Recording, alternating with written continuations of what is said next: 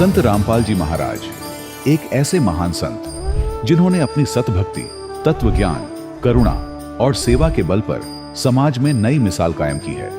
संत रामपाल जी महाराज की अगुवाई में उनके सभी सतलोक आश्रमों से समाज कल्याण के अद्भुत कार्यों ने समाज को सुनहरे भविष्य की एक नई उम्मीद दिखाई है। संत रामपाल जी महाराज से नाम दीक्षा लेने के बाद लाखों लोगों की लाइलाज बीमारियां जैसे कैंसर, एड्स आदि ठीक हुई। संत जी के ज्ञान से प्रेरित होकर उनके अनुयायियों ने लाखों यूनिट रक्तदान किया। संत जी ने लाखों बहन बेटियों का दहेज मुक्त विवाह करवाया।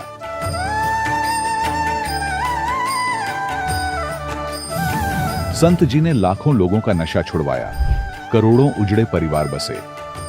संत जी के आश्रमों में समागम के दौरान निःशुल्क नेत्र चिकित्सा, दंत चिकित्सा प्रदान की जाती है। संत रामपाल जी महाराज द्वारा समय समय पर पर्यावरण संरक्षण के उद्देश्य से बड़े स्तर पर वृक्षारोपण किया जाता है। संत जी ने जरूरतमंदों को तत्काल राहत पहुंचाने के लिए एम्बुलेंस सेवा शुरू की। संत जी अपने अनुयायियों को देहदान के लिए प्रेरित करते हैं, जिससे मानवता की सेवा और चिकित्सा क्षेत्र में सुधार हो सके। संत रामपाल जी महाराज के सभी आश्रमों में हर रोज निःशुल्क भंडारा आयोजित किया जाता है, जहां हर वर्ग, हर जाति और हर धर्म के लोग एक साथ बैठकर भोजन करते हैं।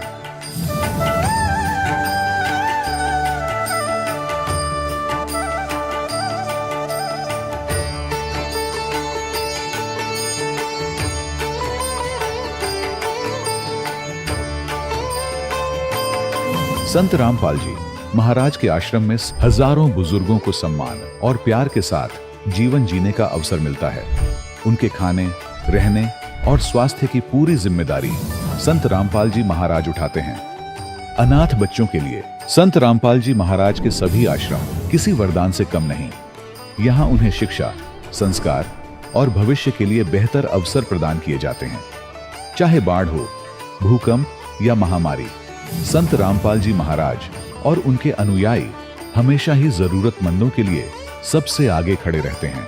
कोविड महामारी के दौरान संत रामपाल जी महाराज के आश्रमों से करोड़ों लोगों के लिए भोजन, दवाइयां और जीवन रक्षक सामग्रियां उपलब्ध कराई गई। चाहे गरीब की मदद हो या किसी शोषित और पीड़ित वर्ग के हक और सम्मान की लड़ाई, संत रामपाल जी महाराज ने हमेशा ही उनकी दबी आवाज को सरकारों तक पहुंचाया है और उन्हें उचित न्याय दिलवाने में अहम भूमिका अदा की है। समाज में आध्यात्मिक और सामाजिक मूल्यों के प्रति जागरूकता लाने में संत रामपाल जी महाराज हर कदम पर मानवता के सच्चे सेवक साबित हुए हैं। संत रामपाल जी महाराज का जीवन हमें सिखाता है कि सच्ची सेवा वही है जो निस्वार्थ भाव से की जाए।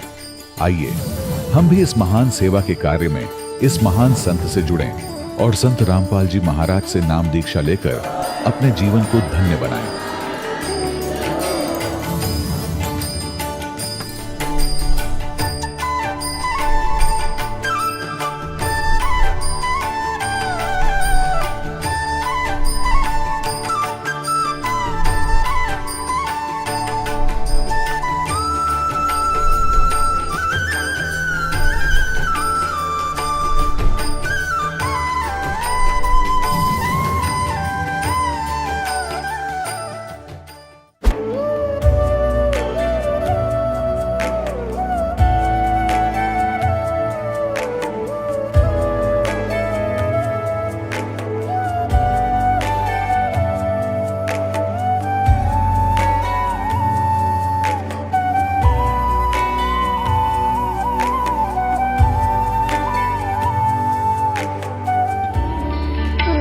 परमात्मा को पाने तथा उसका वास्तविक लाभ प्राप्त करने के लिए पवित्र बाइबल में प्रमाण है कि प्रभु ने मनुष्य को अपना ही स्वरूप बनाया।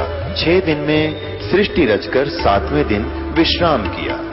कुरान शरीफ में प्रमाण है कि हजरत मोहम्मद को खुदा स्वयं कह रहे हैं कि मैंने तुम्हें उस परमात्मा की महिमा बताने के लिए भेजा है।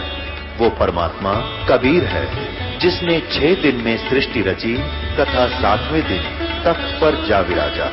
उसकी खबर किसी बाखबर से पूछकर तो देखो।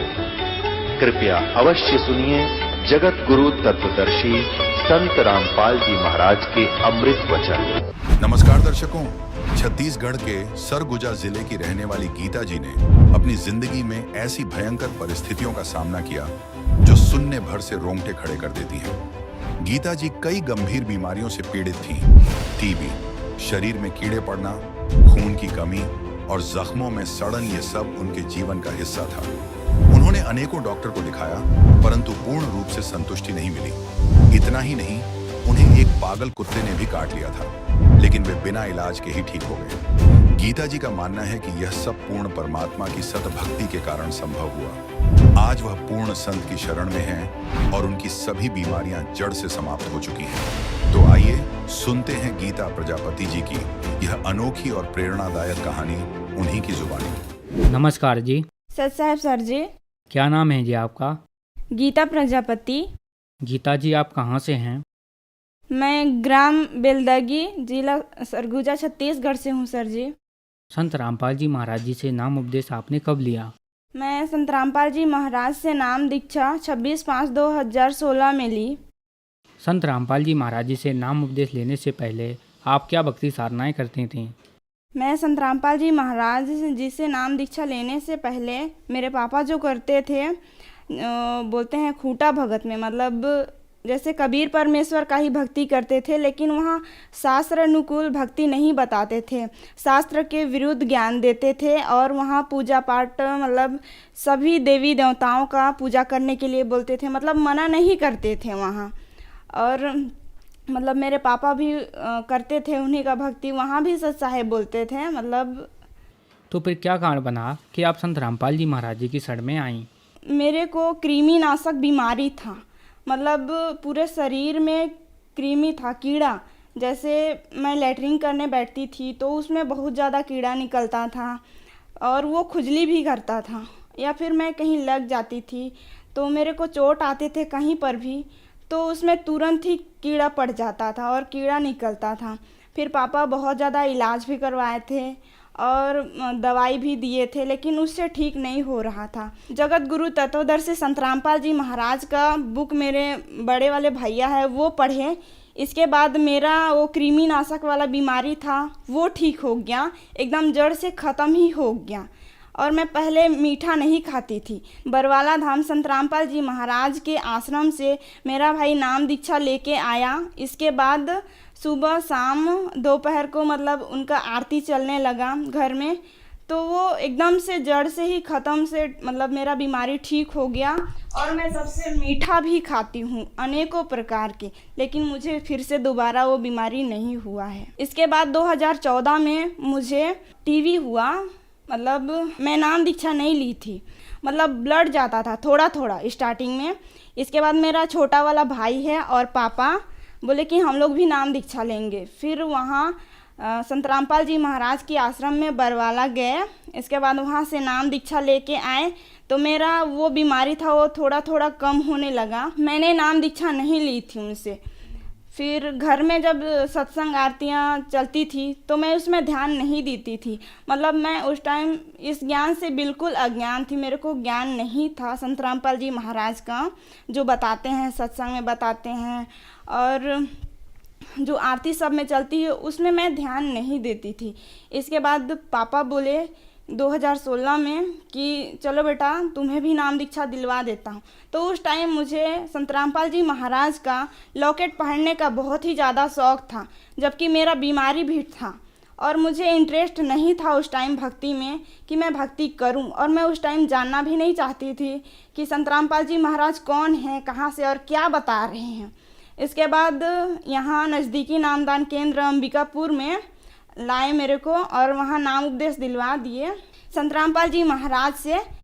जैसे कि आपने बताया कि आपके परिवार वालों ने संत रामपाल जी महाराज जी से नाम उपदेश लिया और आपको जो भयंकर बीमारी थी उससे आपको निजात मिला, तो और क्या लाभ मिले आपको संत रामपाल जी महाराज जी से जुड़ने के बाद?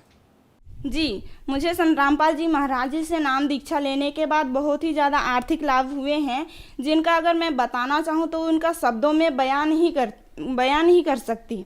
मतलब दीक्षा लेने के बाद जिस दिन मैं दीक्षा ली उसी दिन से मैं भक्ति छोड़ दी थी, क्योंकि मेरे को ज्ञान नहीं था और पापा के बोलने से मैं दीक्षा ले ली थी। लेकिन जब मेरे को ज्ञान नहीं था, मैं सत्संग ये सब से बहुत दूर थी, काल के जाल में फंस चुकी थी। काल मुझे भ्रमित करके रखा था। मैं डांस में ध्यान देती थी और गाना सब में, स्कूल में जाती थी, मतलब पार्टी वगैरह संग सहेली लोगों के साथ, बर्थडे पार्टी में जाती थी, बर्थडे मनाती थी। इसके बाद 18 में मुझे फिर वो टीबी बीमारी स्टार्ट हुआ, जबकि वो कंट्रोल नहीं हो रहा था। फिर मुझे टीबी के साथ साथ सिकलिंग का बीमारी भी स्टार्ट हुआ, लेकिन मुझे पता नहीं था कि मुझे सिकलिंग का बीमारी है। फिर मैंने उसी डॉक्टर को, जो गांव के नज़दीकी डॉक्टर हैं, उन्हीं को पापा बुलाए। फिर हॉस्पिटल लेके गए, यहाँ अंबिकापुर में प्रकाश हॉस्पिटल। तो वहाँ डॉक्टर लोग चेक किए। तो सबसे पहले तो ब्लड ग्रुप चेक किए, तो वहाँ बताए कि इसका ब्लड तो मतलब 6.9 है, लेकिन ये कैसे जी रही है। जबकि मुझे उस टाइम बल मतलब ताकत सब कुछ लगता था, मैं काम भी करती थी, सब कुछ करती थी घर का। मुझे पता ही नहीं था कि मतलब कमज़ोरी सा लग रहा था। मुझे कमज़ोरी बिल्कुल भी नहीं लग रहा था, क्योंकि घर में सत्संग वगैरह सुनते थे पापा लोग, तो उनका प्रभाव मुझ पे पड़ रहा था, जबकि मैं भक्ति छोड़ चुकी थी। इसके बाद लेके गए तो वहाँ ब्लड ग्रुप चेक करने के बाद बताए कि इसका ब्लड ग्रुप तो मतलब A+B- है और इसके शरीर में ब्लड 6.9 है, तो इसके शरीर में ब्लड चढ़वाना पड़ेगा। फिर मैं थोड़ा थोड़ा सत्संग देखने लगी, पापा लोग देखते थे उनके साथ साथ। इसके बाद फिर चेक करवाने गए। टीबी का बीमारी जो है मसल्स जैसे निकलता था, जिससे मैं उल्टियाँ करती थी। तो उल्टी के साथ जो जैसे मुर्गा को काटते हैं तो उसका मसल्स, जो मांसपेशी होता है, बड़ा बड़ा मसल्स होता है, वैसे मुंह से निकलने लगा। एक दिन मैं झाड़ू लगा रही थी तो पापा लोग बाहर थे। फिर मैं झाड़ू लगाते लगाते मेरे को थोड़ा सा खांसी आया, इसके साथ उल्टी हो गई ब्लड वाला। तो मैं सोची कि ये क्या हो रहा है। फिर नमक नमक लग रहा था। फिर पापा को चिल्लाई तो बोले कि नहीं, टीबी का शिकायत फिर से आ गया, तूने भक्ति छोड़ दी है। तो फिर मैं साल भर सत्संग सुनी। इसके बाद वो ठीक होने लगा, धीरे धीरे ठीक हो रहा था। और फिर बाद में जब उल्टियाँ बहुत ज़्यादा होती थी, फिर एक दिन चेक करवाने गए उसी हॉस्पिटल में, प्रकाश हॉस्पिटल में। तो डॉक्टर बोल दिए थे कि तू 3 महीना से ज़्यादा नहीं जिएगी, तू 3 महीना की ही मेहमान है। अगर तेरे को बचना है तो तू रायपुर हॉस्पिटल में चले जा, बड़े हॉस्पिटल में चले जा, और वहाँ ही तेरा ठीक से इलाज होगा। तो उस टाइम हम लोग का आर्थिक स्थिति इतना ख़राब था, पैसा रुपया भी कम था, और ये इतना भी नहीं था कि हम कुछ चीज़ को बेच करके जाएं बड़े हॉस्पिटल में और इलाज कराएं। तो पापा बोले कि परमात्मा पर अटूट विश्वास रखो बेटा, विश्वास है तो सब कुछ है। इसके बाद मैं बोली ठीक है। तो धीरे धीरे उनके बोलने से ठीक हुआ। फिर मैं साल भर सत्संग सुनी, देखी, मतलब जो नाम खंड हुआ था, मैं भक्ति छोड़ी थी तो फिर से मैं नाम दीक्षा ली, मतलब पुनः करवाई संत रामपाल जी महाराज की दया से। इसके बाद फिर मैं चेक करवाने गई। 15 दिन के बाद धीरे धीरे भक्ति कर रही थी। तो जैसे 15 दिन हुआ, इसके बाद फिर मैं हॉस्पिटल गई। तो पापा को बोली कि मेरे को ब्लड ग्रुप चेक करवाना है। तो पापा बोले ठीक है। फिर ब्लड ग्रुप चेक करवाई तो बोले कि B+ है तेरा ब्लड। तो वहाँ संत रामपाल जी महाराज ने इतना बड़ा चमत्कार किया कि रिपोर्ट में कुछ नहीं आया। वहाँ तो डॉक्टर लोग भी देख के अचंभित रह गए थे कि ऐसा कैसे हो सकता है। और जब जो बीमारी था सिकलिंग का, तो वो बीमारी भी ठीक हो गया। और टीबी का जो बीमारी था वो 0 में आया कि इसे कुछ बीमारी ही नहीं है। तो संत रामपाल जी महाराज की शरण में आने से मुझे ये लाभ मिले हैं। और इसके बाद ये 2022 की बात है, एक पागल कुत्ता था जो गली में था, बहुत ही बड़ा था रहने के लिए। वो मेरे पाँव को जैसे यहाँ को काट लिया था, ब्लड इतना निकल रहा था, चारों दांत जैसे गड़ गए थे उसका। तो वो लोग बोल रहे थे कि इलाज करवा, नहीं तो तू मर जाएगी, 20 दिन के अंदर ही मर जाएगी। तो मुझे परमात्मा पर पूरा विश्वास था। मैं बोली कि परमात्मा जो भी करेंगे, सही या गलत, वो उनके ऊपर है, मैं बोली। फिर ब्लड निकल ही रहा था। तो वहाँ जहाँ कुत्ता काटा था, वो लोग बोल रहे थे, जहाँ अगल बगल में जो लोग थे, वो बोले कि तुरंत ही एंटी रेबीज इंजेक्शन लगवा लेना, वो भी 7 डोज। तो मैं बोली लगवाने की ज़रूरत मुझे नहीं है, लगवाना है तो आप अपने कुत्ते को लगवाओ। फिर वो कुत्ता जो है वहाँ भौंक रहा था वैसे ही, फिर एक आदमी को और काट दिया। तो उसके सुबह दिन मैं नहीं गई साइड पे, फिर हॉस्पिटल आ गई, सरकारी हॉस्पिटल पे। तो वहाँ इंजेक्शन लगाए मेरे को, दोनों बाह में लगा। फिर बोले कि 7 डोज और लगेगा। तो जैसे ही मैं लगवा के घर आई तो मुझे अच्छा लगने लगा। और उसके सेकंड दिन जब मैं काम पर गई तो डॉग को मैं देखी तो उसका असर मुझ पे तो नहीं हुआ, लेकिन तीसरे दिन में वो डॉग मतलब एक बार चिल्ला के खुद ही मर गया। उसका आँख भी एकदम उधर पलट गया उसका जब जान गया। तो फिर मैं बोली तो ये परमात्मा की दया है, संत रामपाल जी महाराज का। तो उस दिन मुझे इतना बड़ा लाभ मिला कि परमात्मा की दया से मुझे नया जीवन दान मिला। उस दिन उनके शरण में आने के बाद मेरी सारी बीमारी ठीक हो गई, जैसे टीवी हो गया और कृमिनाशक हो गया और सिकलिंग का बीमारी भी ठीक हो गया। और मुझे जो पागल कुत्ता काट लिया था तो उनके काटने से असर तो मुझे नहीं हुआ, लेकिन वो कुत्ता मर गया। ये सोचने वाली बात है, परमात्मा का इतना बड़ा चमत्कार हुआ वहाँ, मेरे साथ इतना बड़ा चमत्कार किए। संत रामपाल जी महाराज जी से जुड़ने के बाद आपको बहुत सारे अद्भुत लाभ प्राप्त हुए, अद्भुत चमत्कार हुए आपके साथ। तो जो दर्शक आज आपको टीवी पर देख रहे हैं वो भी संत रामपाल जी महाराज जी से जुड़ना चाहते हैं तो कैसे जुड़ सकते हैं?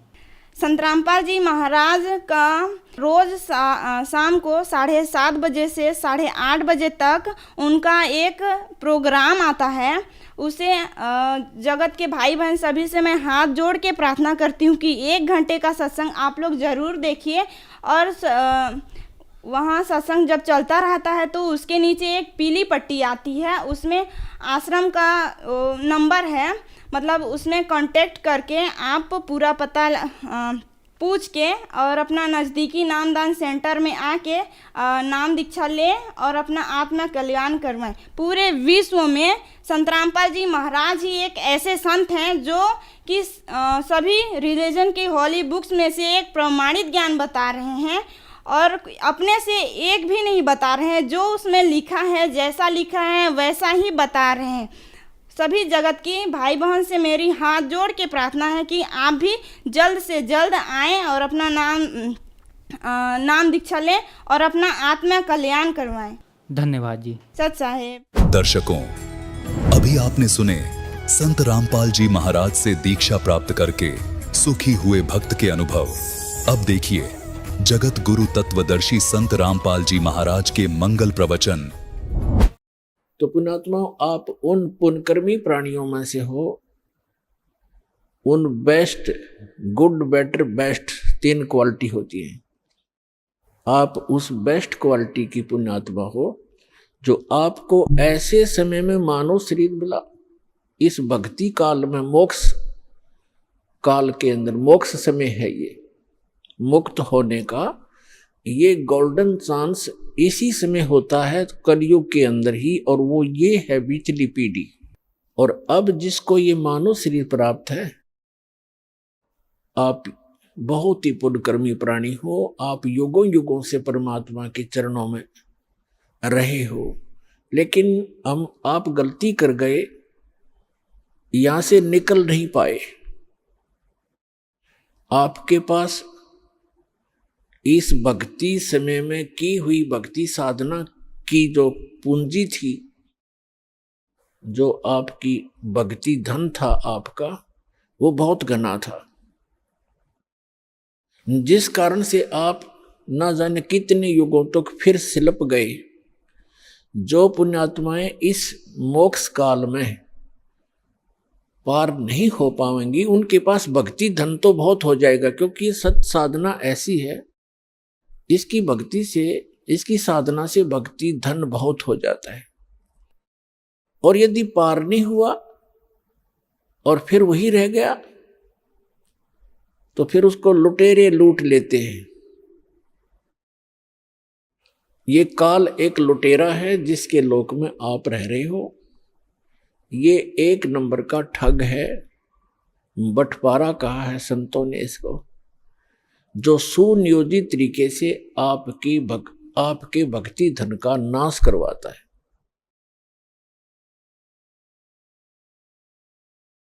तो उससे बचने के लिए आप जी ने अब बड़ी सावधानी बरतनी है और सतलोक चलना है, अपना पीछा छुटवाना है।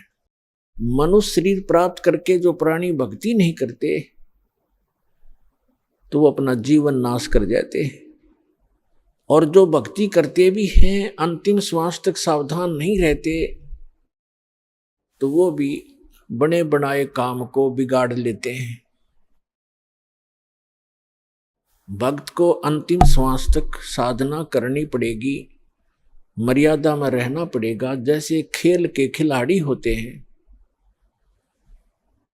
वो जहां से स्टार्ट करते हैं, यानी कोई डिस्ट्रिक्ट स्तर से, जिला स्तर से खेलना शुरू करते हैं, वहां भी नियम वैसे ही है, और वहां सफल होते हैं, फिर वो राज्य स्तर पर खेलते हैं, वहां भी वही नियम है, और अंतिम गेम तक उन्होंने वैसे ही मर्यादा में रहकर ही सावधानी से खेलना पड़ता है, तभी वो सफल होते हैं। इसी प्रकार प्रत्येक सदग्रंथ में कहा है कि परमात्मा की भक्ति अंतिम श्वास तक करनी होती है। परमात्मा कहते हैं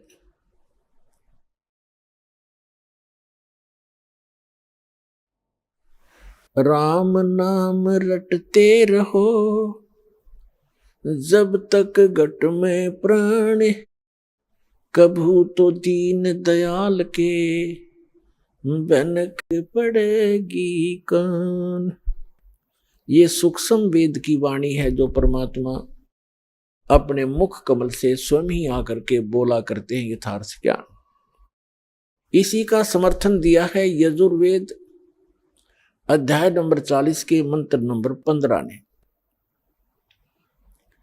उसमें कहा है कि वायु अनिलम अथ इदम भस्मांतम शरीरम, ओम कर्तो समर, किलबे समर और कर्तुम समर।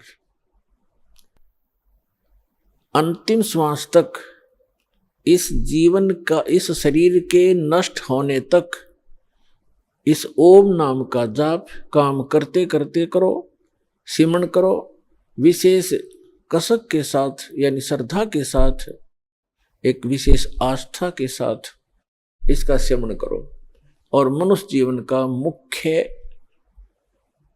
कार्य समझकर इसका सिमरण करो। तब आप शरीर छोड़कर जाओगे, तब तक इसका सिमरण करते रहोगे। इस ओम नाम से जितना भी अमरत्व आपको प्राप्त होगा वो इस मंत्र से हो जाएगा। फिर ये तो है ब्रह्म तक की साधना। अब चाहे आप ब्रह्म की साधना करो और चाहे आप किसी परब्रह्म की साधना करो या परम अक्षर ब्रह्म की साधना करो, उनके लिए एक जैसे ही नियम होते हैं। श्रीमद् भगवद गीता में लिखा है 8वें अध्याय के 13वें श्लोक में गीता ज्ञानदाता कहता है कि मेरा सुमरण जो है, मेरी भक्ति, ओम इति एकाक्षरम ब्रह्म व्यवहारण माम अनुसमरण यह परियाति तजन देहम सयाति परमाम गतिम। मुझ ब्रह्म का केवल एक अक्षर ओम मंत्र है और कोई नहीं, नथिंग एल्स। इति बस यही फाइनल है। और जो इस ये परियाति तजन देहम शरीर छोड़ते तक इसका सिमरण करता हुआ, उच्चारण करके सिमरण करता हुआ जो शरीर छोड़कर जाता है, सयाति परमाम गतिम, वह ओम से मिलने वाली परम गति प्राप्त करता है। ओम किसका मंत्र है? ब्रह्म का। और ओम से कौन सा स्थान प्राप्त होता है? ब्रह्मलोक। देवी भागवत के अंदर 7वें स्कंद में गीता प्रेस गोरखपुर से प्रकाशित सचित्र मोटा टाइप केवल हिंदी के पृष्ठ नंबर 562 और 563 पर स्पष्ट किया है।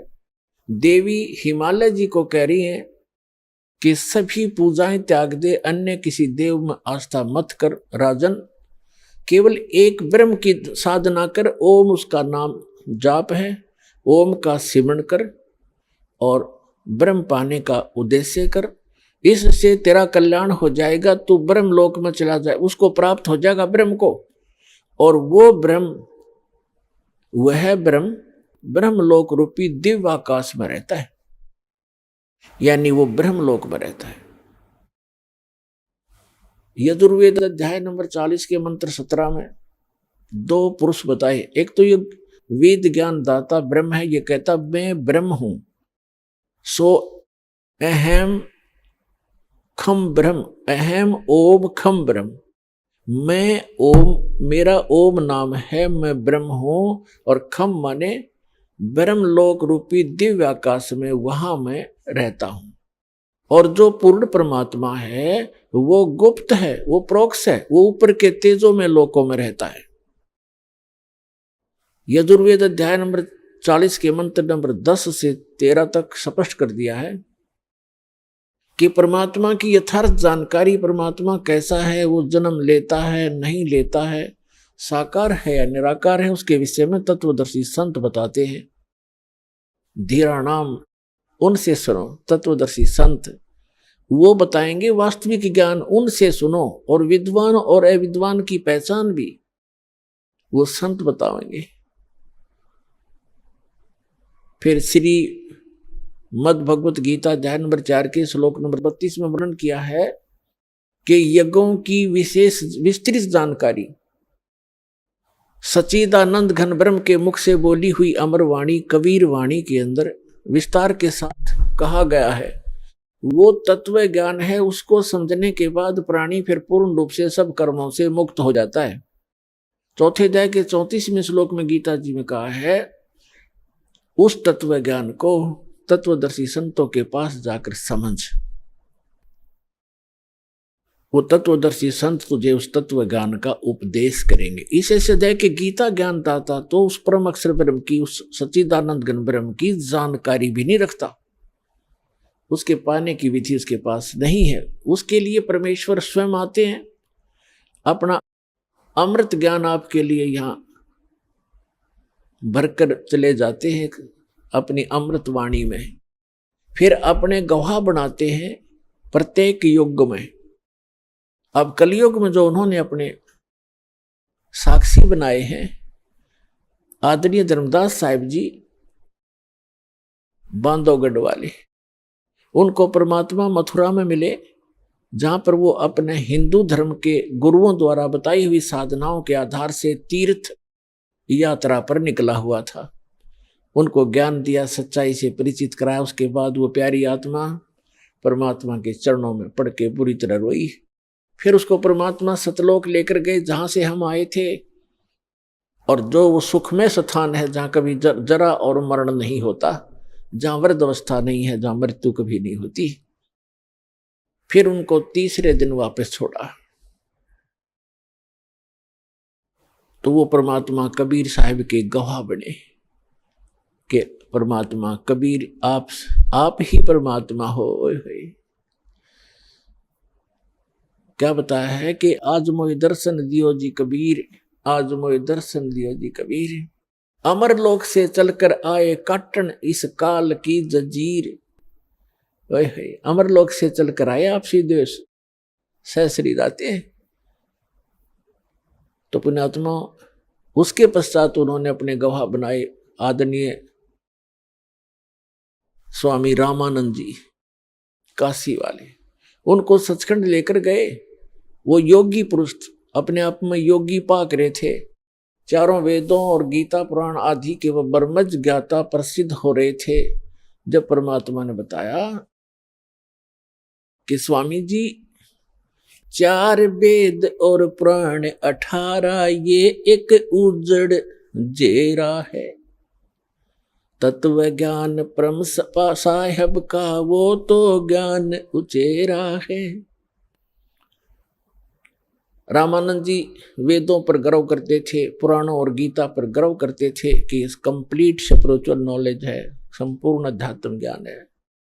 परमात्मा ने कहा कि ये तो एक उज्जड़ घेरा है, 4 वेद और पुराण 18, ये एक उज्जड़ घेरा है, इससे निकल नहीं सकते इस साधना से, ये इनकम्प्लीट है।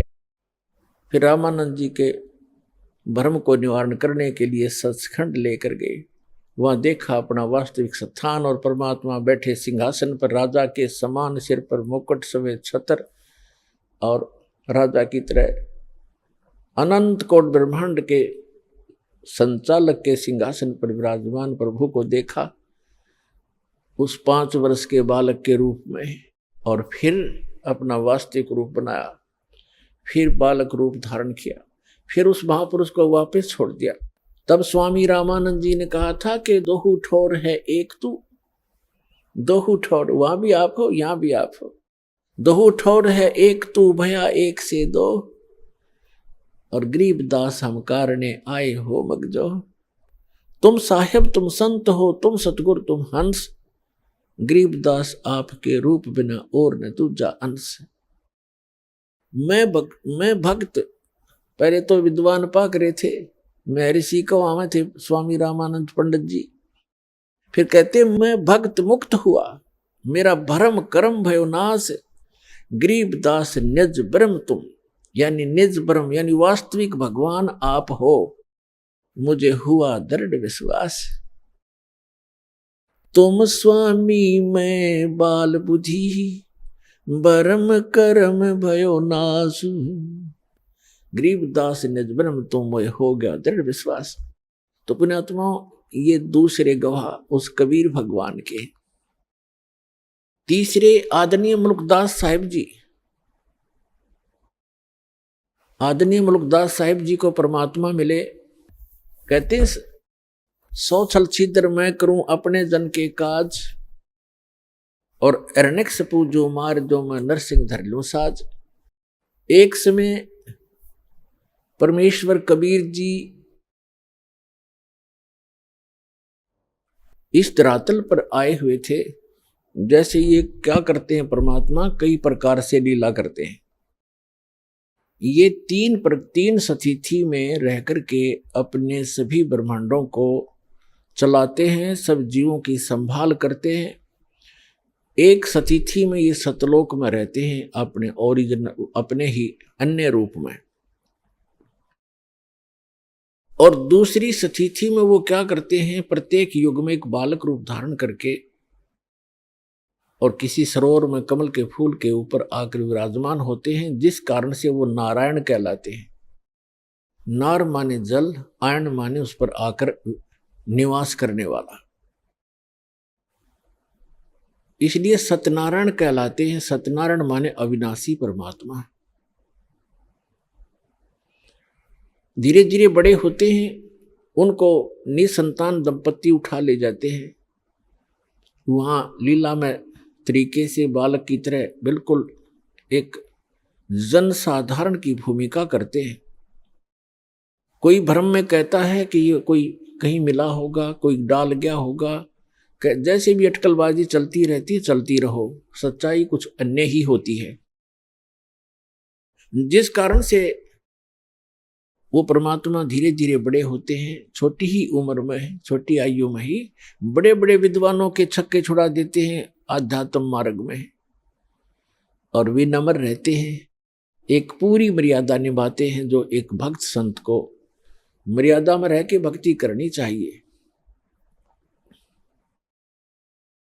तो वो परमात्मा तीसरी सतिथि में वो क्या करते हैं, जब चाहे कहीं भी प्रकट हो जाते हैं और अपनी अच्छी आत्माओं को मिलते हैं। एक जिंदा महात्मा के रूप में, एक साधु संत के रूप में आते हैं।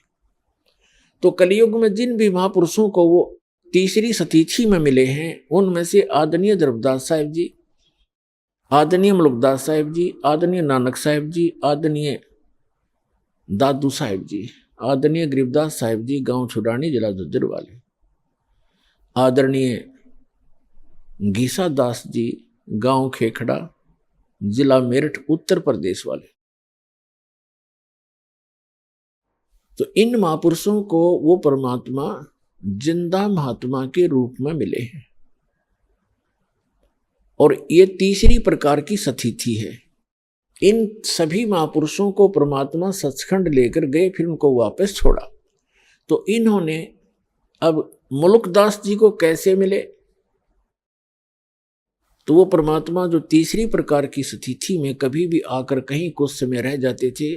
पहले पुराने समय में क्या होता था, हम बहुत बार सुना करते थे कि एक गांव में एक संत आया था और 1 महीना रुका था। उसने अपना कोई नाम गाम नहीं बताया था और बहुत से लोगों को चमत्कार किए थे। वो अचानक फिर गायब हो गए, चले गए थे, पाए नहीं थे। तो ऐसे वो परमात्मा आए हुए थे और मलुकराम नाम था उनका, चौधरी मलुकराम अरोड़ा। एक अच्छे किसान थे, बड़े खेतीहर थे, वो अरोड़ा जाति में थे और गांव के नंबरदार थे। गांव में उनकी बहुत अच्छी खासी जो महिमा थी। परमात्मा के लिए विशेषकर गरीब व्यक्ति ही ज्यादा प्रयत्न किया करते हैं। और परमात्मा कहते हैं कि ऊंचे कुल में भक्ति ना होवे, नीचा ही कुल दीजे। और ऊंचे कुल में दुर्योधन रावण और नीचे कुल में गणका, और गणका भिलनी पार उतरगी, गर्व करियो ना धन का। तो गरीब जो होगा या कोई दुख किसी को होगा, वो उसके लिए वरदान होता है, परमात्मा के लिए तड़पते रहते हैं और उस तरफ में वो कहीं ना कहीं परमात्मा उन पर दया कर ही देते हैं। और जो अमीर या अच्छे अधिकारी होते हैं, वो कोई विशेष आत्मा ही होती हैं जो भगवान से जल्दी जुड़ते हैं।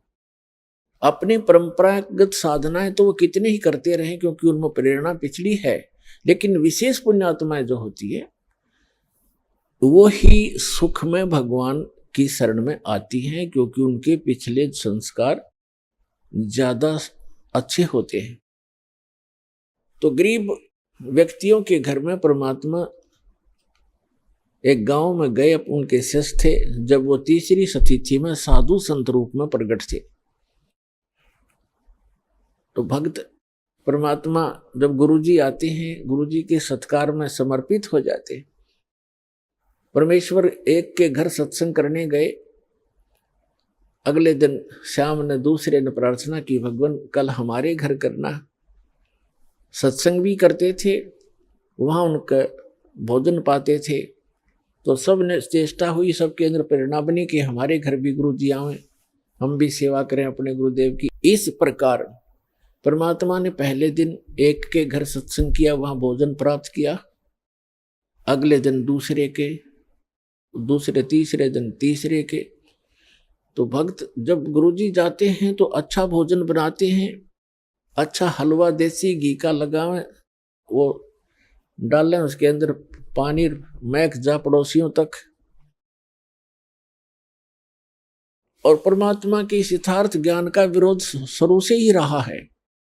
गांव में विरोधी भी होते हैं क्योंकि परमात्मा तो एक सत साधना बताने की चेष्टा करते हैं। उस समय भ्रमित समाज वो साधनाएं कर रहा होता है जो उनको कोई सुख नहीं दे सकता। और परमात्मा चाहते हैं कि सभी मेरे बच्चे सत्साधना करें और मेरे पास पहुंच जाएं वापस, इनको फिर से वहां सुखी कर दूं। तो हम काल के द्वारा भ्रमित अपने ही भगवान के विरोधी बन जाते हैं। कुछ एक पड़ोसियों ने जाकर के उस नंबरदार मुल्कराम चौधरी अरोड़ा जी से कहा, जी गांव में एक ठग आया हुआ है और गरीब व्यक्तियों को लूट रहा है, रोज अच्छे माल खाता है, बढ़िया हलवा बनाते हैं, खीर बनाते हैं और चलते समय पूजा लेकर जाता है। और ये करेगा बिगाड़। वहां रात को सत्संग करते हैं, बहन बेटियां भी जाती हैं और कोई गड़बड़ होगी गांव में, अब देख लो, संभल जाओ, उसको निकाल दो यहां से। अब पुण्यात्मा होते हैं, उस मुल्क राम जी के मन में ये आया कि भाई साधु संतों के साथ खसना नहीं चाहिए, प्यार से ही देखूंगा मैं वास्तविकता क्या है, फिर मैं कोई बात करूंगा।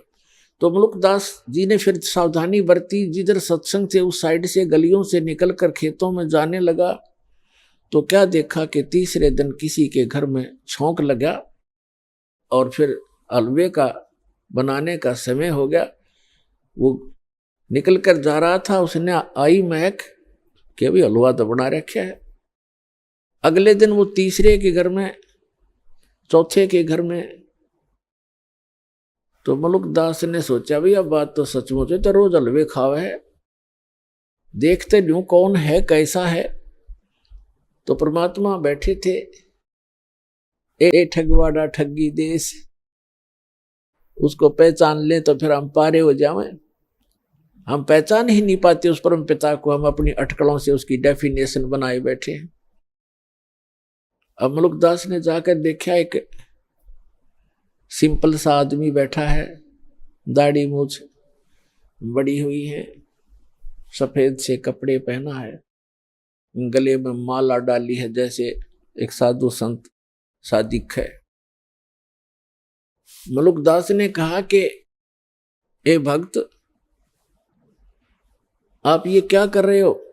आज तीसरा दिन हो गया मुझे देखते, अच्छे हलवे खाते हो, खीर खाते हो, आप अपना काम करके क्यों नहीं खाते हो? अपनी मेहनत करा करो, मजदूरी करनी चाहिए।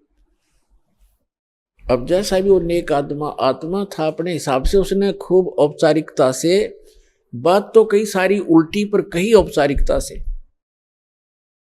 तब परमात्मा ने कहा देखो भक्त, देखो चौधरी साहब, मुझे तो भगवान बगैर किए ही दे रहा है, खूब खीर खाता हूँ, हलवे खाता हूँ, परमात्मा के गुण गाता हूँ। यदि सभी लोग, सभी संसार भगवान की भक्ति करे जैसे मैं कर रहा हूँ तो सभी को हलवे रोज ही मिल जाए। आप भी प्राप्त कर सकते हो खीर और हलवे। मुलुकदास को ये बात जची नहीं, क्योंकि हम तो उस घिसी पिटी दंत कथा पर आधारित है कि करके खाना चाहिए, करे बिना तो होए को नहीं, करके तो खाना चाहिए, पर भगवान का गुण भी गाना चाहिए। और थोड़े सेकंड में बरकत करनी दे दे भगवान फिर। लेकिन उस समय परमात्मा ने उसका वो चाबी लगानी थी। तो वो कहने लगा कि क्या तेरा भगवान मुझे खिला देगा बैठे को? परमात्मा बोले कि आप विश्वास करोगे तो अवश्य खिला देगा।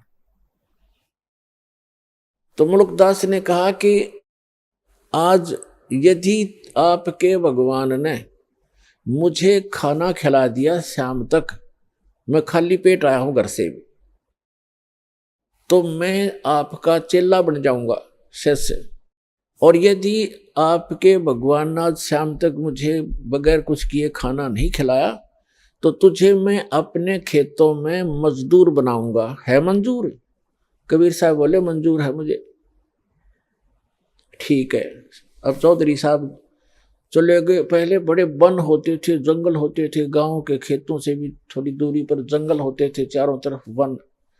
अपने खेतों के दूसरी साइड में चले गए जहां पर कोई देखे नहीं, और जंगल में जाकर एक वृक्ष के ऊपर चढ़ गए, ऊपर जाकर बैठ गया। अब ठीक है, दोपहर के 10-11 बजे सी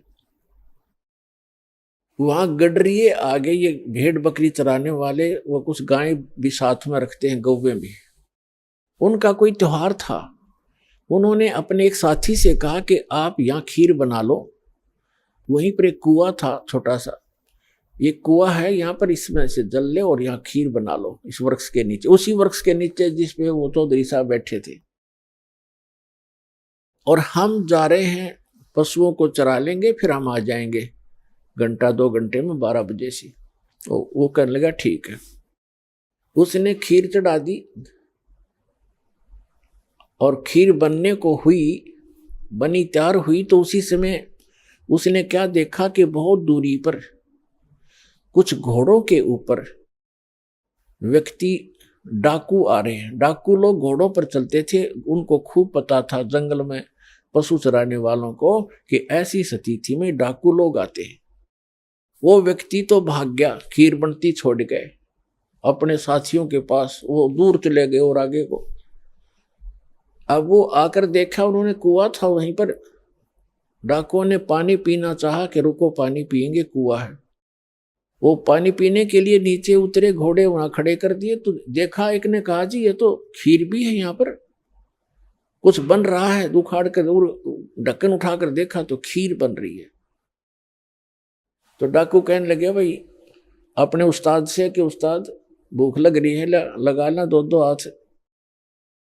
उनमें से एक कहने लगा जी ऐसा ना हो कोई इसमें कोई डाल गया हो हमें धोखा देने के लिए, पहले इसको टेस्ट कर ले, किसी पशु पक्षी को खिला लेते हैं। उनमें से तीसरे ने कहा कि बनाने वाला यहीं छुपा होगा, कहीं भाग कहाँ गया होगा, देखो हमसे डर से छुप गया। वो इधर उधर देखने लगे। एक ने ऊपर देखा कि ये बैठा ऊपर, उससे कहा भाई नीचे आ जा तू। वो कहने लगा ना आऊं, नीचे ना उतरूं मैं। क्यों नहीं आवा नीचे? नीचे आना तेरे मारेंगे गोली। उसने 5 सेकंड में नीचे आ लिया। नीचे आया तो कहन उसके वो ढक्कन के ऊपर खीर डाल दी अच्छी खूब, और कहा इसको खा। वो नौका कति नहीं खाऊं। अब मुल्कदास खावे नहीं, मना करे कि मेरी तो बात बिगड़ेगी आज। वो इसलिए नहीं खावा कि मैं झूठा पड़ूंगा और चेला बनना पड़ेगा। तो उनको पक्का यकीन हो गया डाकुओं के कि इसने जरूर कुछ ना कुछ मिला रखा है, इसलिए नहीं खाता। उसका 2 मारे दड़ाक, अच्छी मारी लात, अखा बैठ के उसने फटाफट किलो पक्की खा गया। भूख तो लगी रही थी। और खाने के बाद जब उसको काट बैठ आध घंटे, अगर मरेगा तो मर लेगा यूं। आध पौन घंटा इंतजार करके उसका कुछ नहीं हुआ। फिर उसने साची बताई जी ऐसे ऐसे बात है, मैं तो इसलिए मना करूं था, मेरी एक शर्त लाग रही थी। तो बोले भाग जा, जाता रहा तो यहां से। वो चला गया। अब वो भाग लिया। अब उसने जिस समय वो कहा कि हम डाकू हैं या तो खा ले ना तेरा बकल तार देंगे, तो उसको ये पता लगा तो डाकू हैं, तो अंदर से प्रार्थना की है गुरुजी मुझे बचा ले, मेरी जीवन रक्षा कर दे, मैं आपका चेला बनूंगा। एक तो जान बचाई और खीर खिलाई। अब वो सीधा पहुंचा गुरुदेव के पास, परमेश्वर के पास। वो तो जानी जान थे, सारी लीला वही करते हैं, 100 छलछीदर मैं करूं अपने जन के काज। अब जो ही मलुकदास चौधरी आया, परमात्मा बैठे आसन पर नीचे लगा रखा। परमात्मा ने पूछा क्यों चौधरी साहब, भगवान ने करी कुछ सेवा तेरी? ने बोला जी तेरा भगवान तो मर मर खीर खिलावा है। आपका परमात्मा तो मर मर खीर खिलाता है और मेरी जान बचा दी दाता आपने ना। उनका केज लगे 1 मिनट में कर दो काम मेरा। आपको मैंने याद किया, सारी कथा बताई। परमात्मा बोले बेटा यह भी आपके ऊपर एक रहम किया है परमेश्वर ने, कि जिस कारण से आपको एक अनमोल रतन और मिलेगा। खीर तो खिलाई सो खिलाई, ये धन मिल गया। फिर उसको क्योंकि विश्वास जल्दी नहीं होता, अब तो परमात्मा ने ऐसा ज्ञान दे दिया बच्चों, बालक बालक भी समझ सकते हैं, कबीर इज गॉड, ऐसे प्रमाण दास आपको दे देगा। तो इस समय के लिए वो प्रमाण बनाने थे परमात्मा ने। उन बच्चों को अपने को शरण में भी लेना था, उनका भी जन्म मरण का दीर्घ रोग मिटाना था। तो मुल्कदास जी को सचखंड देकर गए, फिर उनको वापस छोड़ा। उसके बाद मुल्कदास जी कहते हैं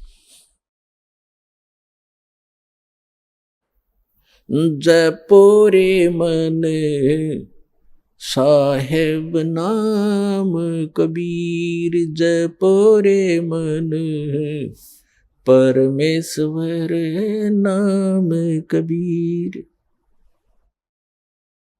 एक समय गुरु बंसी बजाई कालंदरी के तीर, एक समय गुरु बंसी बजाई कालंदरी के तीर। सुर नर मुनि जन थकत बहे वहां, रुक गया दरिया नीर।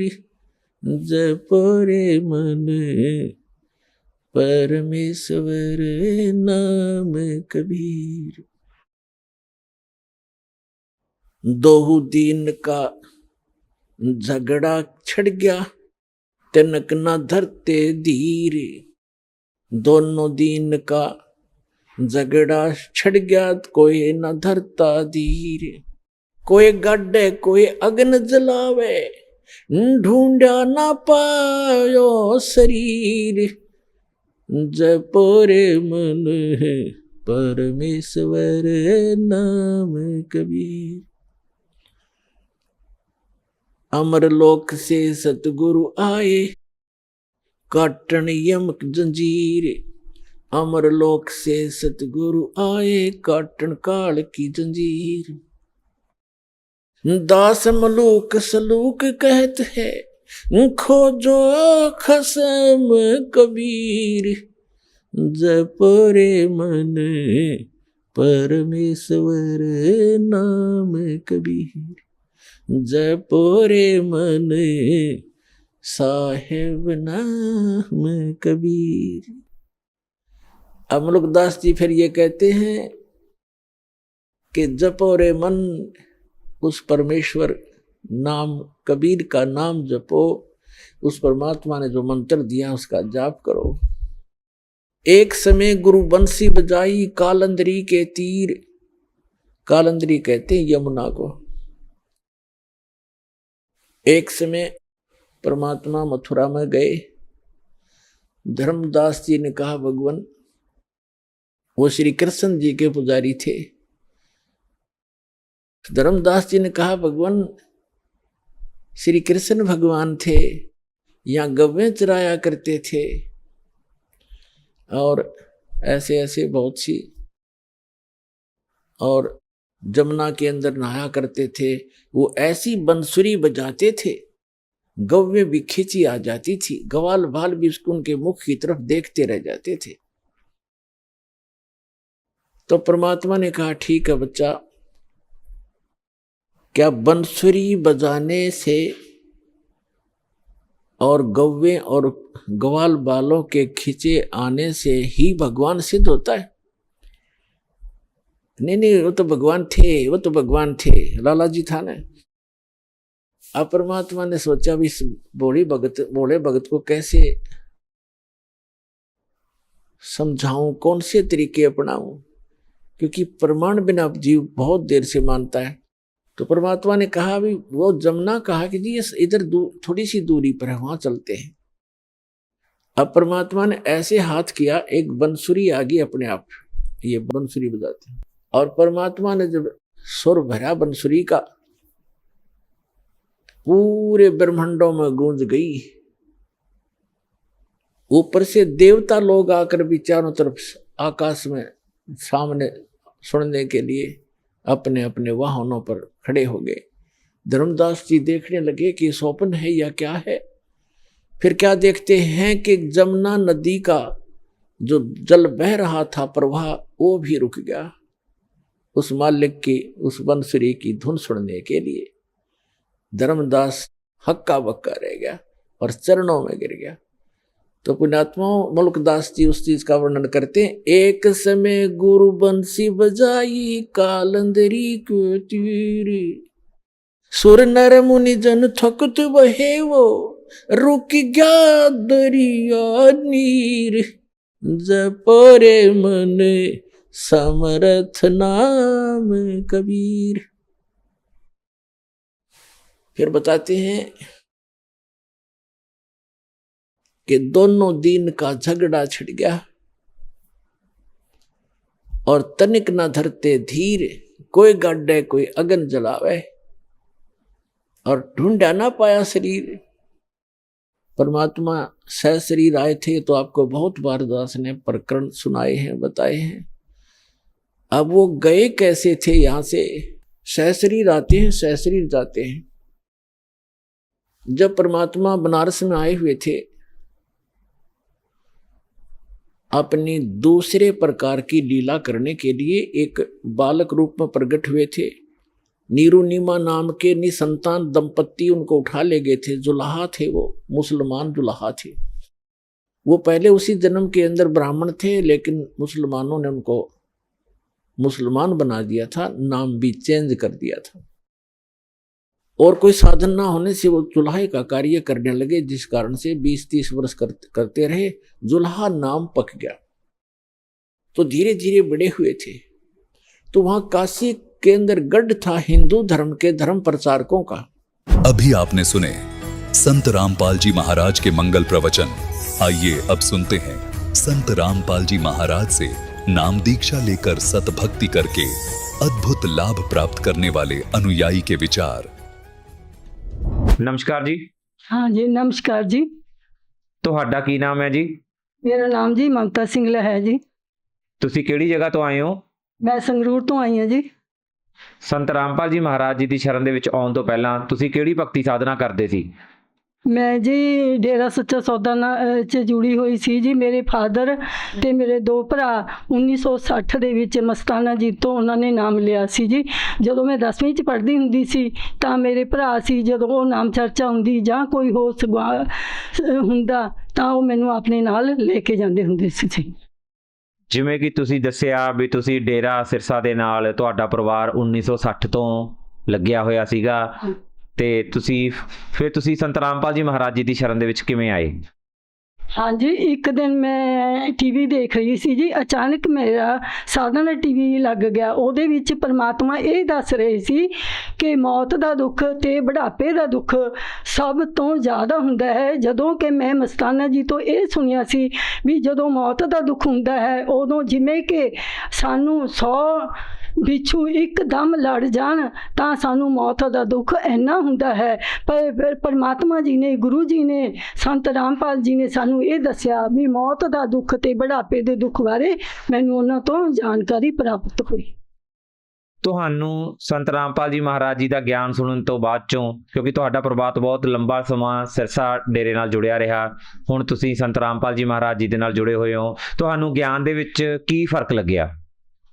ਗਿਆਨ ਦੇ ਵਿੱਚ ਜੀ ਉਹਨਾਂ ਦਾ ਜ਼ਮੀਨ ਤੇ ਅਸਮਾਨ ਵਿੱਚ ਫਰਕ ਹੈ। ਜੋ ਗੁਰੂ ਜੀ ਗਿਆਨ ਦੱਸਦੇ ਹਨ ਉਹ ਵੇਦਾਂ, ਸ਼ਾਸਤਰਾਂ, ਗੀਤਾ ਦੇ ਅਨੁਸਾਰ ਸਾਨੂੰ ਪੜ੍ਹ ਕੇ ਸੁਣਾਉਂਦੇ ਹਨ, ਜੋ ਕਿ ਸਾਡੀ ਸਮਝ ਵਿੱਚ ਨਾਲ ਦੀ ਨਾਲ ਸਮਝ ਆ ਜਾਂਦਾ। ਜੋ ਉਹ ਗਿਆਨ ਦੱਸਦੇ ਹਨ ਉਹ ਬਿਨਾਂ ਪ੍ਰੂਫ ਤੋਂ ਗਿਆਨ ਦੱਸਦੇ ਹਨ ਜੀ। ਸੰਤ ਰਾਮਪਾਲ ਜੀ ਮਹਾਰਾਜ ਜੀ ਦੀ ਸ਼ਰਨ ਦੇ ਵਿੱਚ ਆਉਣ ਤੋਂ ਬਾਅਦ 'ਚੋਂ ਤੁਹਾਨੂੰ ਕੀ ਲਾਭ ਪ੍ਰਾਪਤ ਹੋਏ? ਹਾਂਜੀ, ਮੈਨੂੰ ਸਭ ਤੋਂ ਪਹਿਲਾਂ ਮਾਈਗ੍ਰੇਨ ਬਹੁਤ ਜ਼ਿਆਦਾ ਸੀ ਜੀ। ਮੇਰੀ ਉਹਦੇ ਨਾਲ ਅੱਖ ਵਿੱਚ ਵੀ ਦਰਦ ਹੁੰਦਾ ਸੀ ਤੇ ਫਿਰ ਮੇਰੇ ਇੱਕ ਵਾਰੀ ਮੈਂ ਸਲਿੱਪ ਹੋ ਗਈ ਸੀ, ਉਹਦੇ ਨਾਲ ਮੇਰਾ ਇੱਕ ਚੂਲੇ ਵਿੱਚ ਦਰਦ ਹੁੰਦਾ ਸੀ, ਜੋ ਕਿ ਮੇਰੇ ਗੁਰੂ ਜੀ ਤੋਂ ਨਾਮ ਲੈਣ ਤੋਂ ਬਾਅਦ ਬਿਲਕੁਲ ਠੀਕ ਹੋ ਗਿਆ। ਉਹ ਕਦੇ ਹੋਇਆ ਹੀ ਨਹੀਂ ਅੱਜ ਤੱਕ। ਇਸ ਤੋਂ ਇਲਾਵਾ ਤੁਹਾਨੂੰ ਹੋਰ ਕੀ ਲਾਭ ਪ੍ਰਾਪਤ ਹੋਏ? ਹਾਂਜੀ, ਹੋਰ ਇੱਕ ਮੇਰਾ ਘਰ ਵਾਲਾ ਵੀ ਸ਼ਰਾਬ ਪੀਂਦਾ ਹੁੰਦਾ ਸੀਗਾ। ਉਹ ਤੇ ਉਹਨੇ ਤਾਂ ਨਾਮ ਨਹੀਂ ਲਿਆ ਸੀ, ਮੇਰੇ ਬੇਟੇ ਨੇ ਤੇ ਮੈਂ ਦੋਨਾਂ ਨੇ ਨਾਮ ਲਿਆ ਸੀ ਤੇ ਸਾਨੂੰ ਉਦੋਂ ਬਾਅਦ ਆਰਥਿਕ ਤੰਗੀ ਬਿਲਕੁਲ ਵੀ ਨਹੀਂ ਹੋਈ ਜੀ, ਜੋ ਕਿ ਅੱਜ ਗੁਰੂ ਜੀ ਦੇ ਨਾਮ ਲੈਣ ਤੋਂ ਬਾਅਦ ਮੈਂ ਬਹੁਤ ਸੁਖੀ ਹਾਂ। ਭਗਤ ਸਮਾਜ ਨੂੰ ਕੀ ਸੰਦੇਸ਼ ਦੇਣਾ ਚਾਹੁੰਦੇ ਹੋ? ਪੂਰਨ ਪਰਮਾਤਮਾ ਗੁਰੂ ਰਾਮਪਾਲ ਦਾਸ ਜੀ ਆਏ ਹੋਏ ਹਨ ਇਸ ਧਰਤੀ ਦੇ ਉੱਤੇ। ਉਹਨਾਂ ਤੋਂ ਨਾਮ ਲਵੋ ਤੇ ਆਪਦਾ ਮੋਕਸ਼ ਮੁਕਤੀ ਕਰਾਵੋ ਜੀ। ਸੰਤ ਰਾਮਪਾਲ ਜੀ ਮਹਾਰਾਜ ਜੀ ਤੋਂ ਨਾਮ ਉਪਦੇਸ਼ ਕਿਵੇਂ ਲਿਆ ਜਾ ਸਕਦਾ ਹੈ? ਟੀਵੀ ਉੱਤੇ ਚੈਨਲ ਆਉਂਦਾ ਹੈ, ਉਹਦੇ ਉੱਤੇ ਨੰਬਰ ਆਉਂਦੇ ਹਨ, ਉਹਦੇ ਉੱਤੋਂ ਦੇਖ ਕੇ ਵੀ ਆ ਸਕਦੇ ਹੋ ਤੇ YouTube ਤੇ ਵੀ ਨੰਬਰ ਆਉਂਦੇ ਹਨ, ਤੁਸੀਂ ਉਹਦੇ ਰਾਹੀਂ ਵੀ ਪਰਮਾਤਮਾ ਨਾਲ ਜੁੜ ਸਕਦੇ ਹੋ। ਬਹੁਤ ਬਹੁਤ ਧੰਨਵਾਦ ਜੀ। ਥੈਂਕ ਯੂ ਜੀ।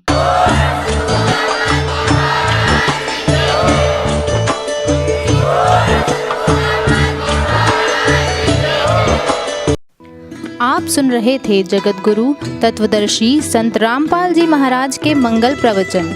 अधिक जानकारी के लिए संपर्क करें।